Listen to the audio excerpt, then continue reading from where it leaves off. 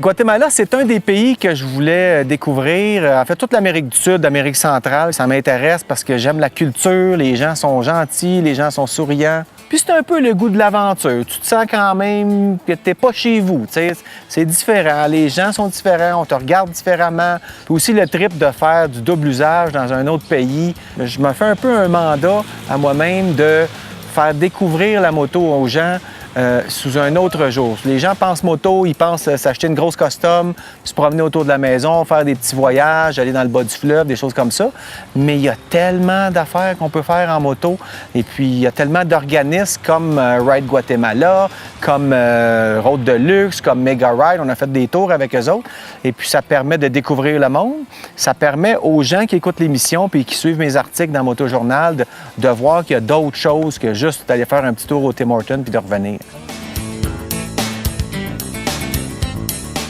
David, c'est magnifique. Ton pays, je peux dire ton pays, tu es rendu un résident du Guatemala depuis quelques années. C'est mon pays d'adoption depuis 5 ans. Tu as marié une Guatémaltèque aussi. Oui, je suis marié à une Guatémaltèque. Le bébé s'en vient. Le bébé s'en vient. Toute l'équipe. Oui. Pourquoi tu as choisi de venir t'installer ici? C'est l'amour de la moto et du pays, quoi? Bien, ça a commencé avec l'amour de la moto. Comme tu vois, les paysages sont incroyables, les routes, puis la culture y est pour beaucoup. C'est certain que d'avoir rencontré une femme en cours de route... ça aide toujours. Ça l'aide à rester, c'est sûr, mais non, j'adore vivre ici. David vient de nous amener dans une manufacture artisanale de chocolat et on nous a expliqué le processus. Ça prend 3-4 jours là, à réussir à faire une bâche de chocolat. C'est quand même assez compliqué. C'est beaucoup de travail manuel.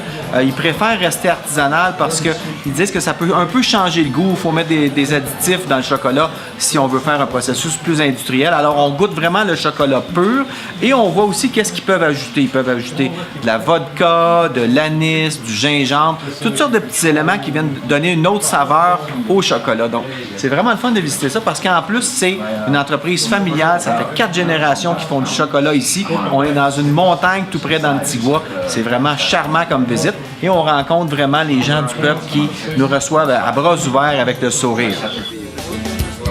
Ils viennent de nous faire un chocolat chaud, mes amis. C'est le meilleur que j'ai jamais goûté. C'est pur. C'est très sucré. C'est simplement de l'eau et du grain de chocolat pur mixé avec du sucre. C'est pas mal bon. Je pense qu'on va avoir de l'énergie après-midi.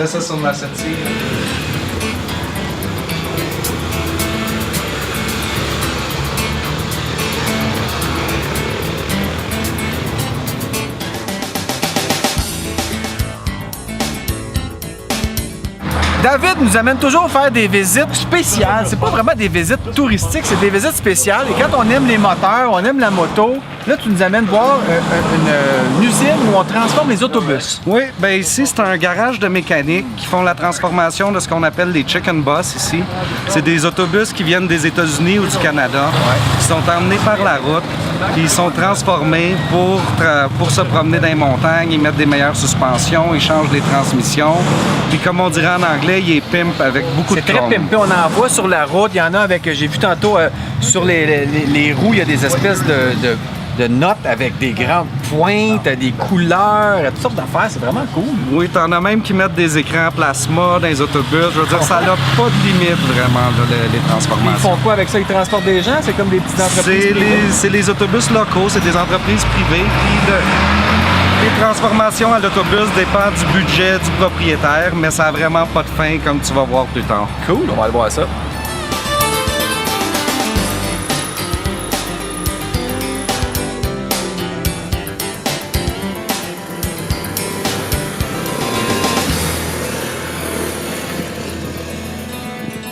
Évidemment, quand on aborde des sections en route, il y a des choses qui peuvent survenir, comme des clous dans une chambre à air. Les gars sont équipés. Écoute, on a arrêté tout de suite sur le bord de la route. Ils ont changé la chambre à air, sont en train de remplir le pneu d'air. Et puis, dans 5 minutes, on va être parti. Ça fait partie de la game. Ça nous permet d'échanger. Ça nous permet de faire des petites clips pour la TV. Puis, on s'amuse, écoute. C'est vraiment le fun. Il fait 27 degrés. Il fait chaud. On est bien. C'est beau. Il n'y a aucun nuage. À date, c'est parfait.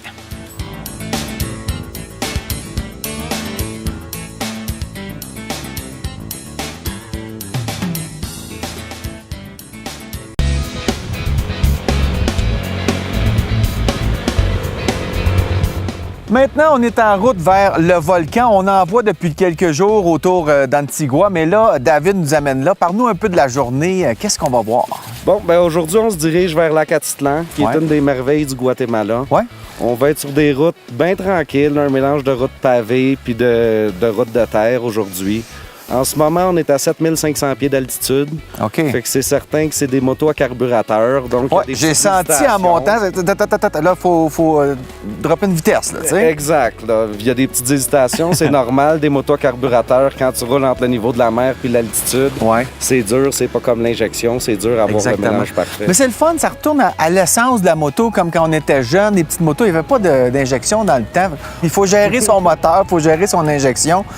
La route qu'on fait, là, est magnifique. Le pavé est flambant neuf. Ça fait pas longtemps que c'est pavé, ça, ici? Non, avant, c'était une route de terre. Ils ont pavé il y a environ 1 an et demi. On était déçus un peu au début quand on a vu qu'ils faisaient l'asphalte. Ouais. Mais en réalité, il n'y a tellement pas de trafic, il y a tellement de courbes qu'on l'apprécie beaucoup. C'est une belle route. Moi, je l'ai pas mal apprécié ce matin, capable de pencher un peu. Ça réveille avec la musique dans le Sénat. Alors, on a combien de kilomètres à faire pour se rendre là ou combien d'heures de route? Aujourd'hui, on fait juste 100 km. Les distances ne comptent pas autant en kilomètres. C'est ça. Les gens ne savent pas des fois, dans des pays comme ça où les routes sont très sinueuses, souvent non pavées, on dit on fait juste 100 km aujourd'hui. Après ma barre, on dit c'est pas beaucoup.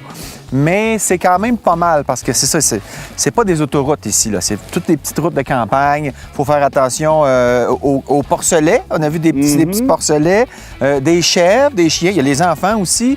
Donc, il faut vraiment être prudent. Il faut être allumé, là. Oui, il faut toujours être attentif sur la route. Il y a plusieurs dangers. C'est ça. Comme tu disais, aujourd'hui, on fait juste 4 heures, 100 km pour se rendre au lac. Mais cet après-midi, on va aller faire un tour en bateau, visiter des villages sur le lac. Fait que pour faire un petit peu différent de la moto aujourd'hui. C'est un mélange des deux. Donc, les gens qui viennent faire un tour avec toi, il y a un peu de tourisme aussi. C'est pas juste de la moto là, toute la journée. Là. Non, c'est certain. La culture, c'est important ici. On fait des arrêts culturels. Puis des visites comme le lac Atitlan, c'est immanquable ici. C'est des merveilles. Fait que ça vaut la peine de prendre un bateau, aller visiter les petits villages mayas autour du lac.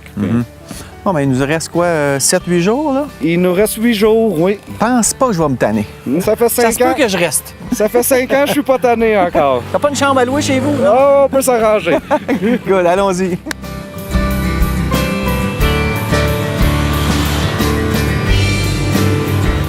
La mode ici, comme dans bien d'autres pays, c'est de pimper les tuk-tuk. Et là, on vient d'en voir un qui est vraiment hallucinant. Il a fait ça comme un chicken bus. Les chicken bus, c'est ce qu'on fait ici avec les autobus. On les pimpe. Elle aussi, on met beaucoup de couleurs, du chrome. Lui a décidé de faire la même chose sur son tuk-tuk. C'est vraiment cool.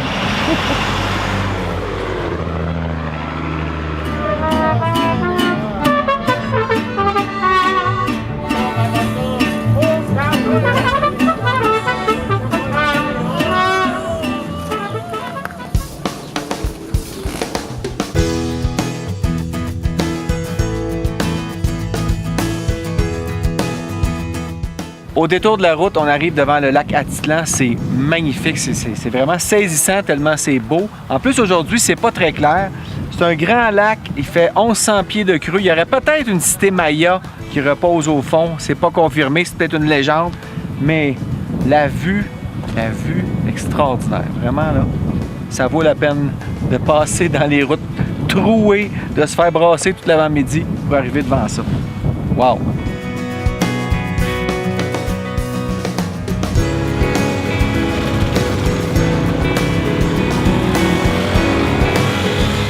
J'ai commencé à faire de la moto d'aventure parce que d'abord, j'avais fait pas mal le tour des routes à faire au Québec.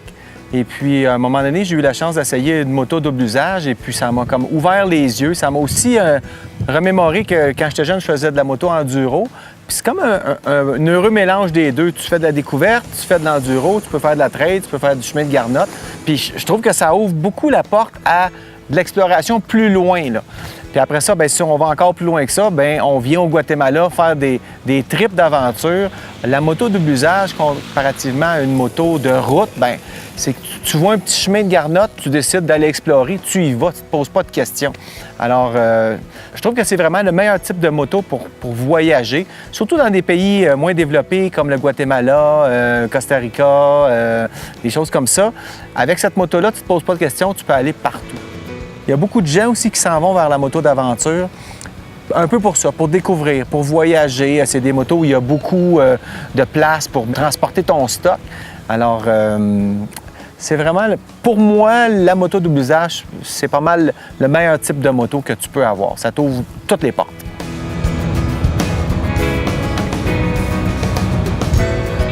On vient de finir notre randonnée de la journée. C'est une petite ride aujourd'hui, à peu près 100 km.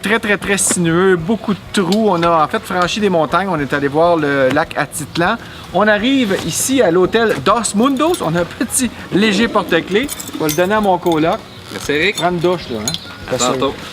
C'est vraiment le fun de rouler ici. C'est différent quand on roule dans des pays comme ça parce que la route se partage différemment. Mettons que c'est les plus gros qui passent en premier. On a un petit coup de klaxon pour signaler la présence, mais c'est à peu près tout. Donc, il faut vraiment être attentif. Il y a toutes sortes de choses qui se promènent dans le chemin aussi. C'est pas dangereux, je dirais, mais il faut être prudent. On transporte tout notre stock sur nos motos. Il n'y a pas de camion qui suit avec des valises. C'est vraiment tout ce qu'on a pour 12 jours. Alors, on est rendu. Là, on s'en va luncher, puis on a faim.